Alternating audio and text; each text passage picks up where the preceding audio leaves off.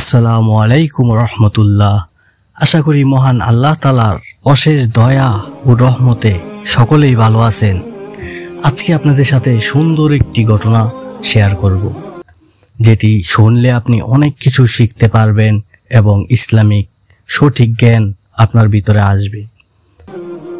একদিন এক জ্ঞানী ব্যক্তি তার ছেলেকে বললেন, শোনো, জীবনে 3টি বিষয়ে কখনোই আপোষ করবে না। 1. সর্বোত্তম খাবার খাওয়া। 2. সর্বোত্তম বিছানায় ঘুমানো। এবং 3. সর্বোত্তম ঘরে বসবাস করা।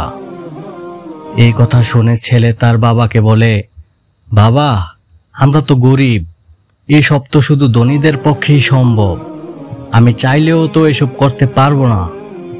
বাবা তখন ছেলেকে বললেন, যদি তুমি কেবল তখনই খাও যখন তুমি সত্যিকারের ক্ষুধার্ত, এবং সেই খাবার যদি আসে হালাল উপায়ে, অন্য কাউকে না ঠকিয়ে, তাহলে যা খাবে সেটাই হবে সর্বোত্তম খাবার। যদি তুমি অনেক পরিশ্রম করো এবং ক্লান্ত হয়ে ঘুমাও, তাহলে তোমার শোবার বিছানাই হবে সর্বোত্তম বিছানা। আর যদি তুমি মানুষের সাথে ভালো ব্যবহার করো, মানুষের প্রতি সদয় হও, তাহলে তুমি তাদের হৃদয়ে বাস করবে, ফলে সেটাই হবে তোমার জন্য সর্বোত্তম ঘর। মহান আল্লাহ তাআলা আমাদেরকে নেক আমল করার তৌফিক দান করুক, আমিন। সকলে ভালো থাকবেন।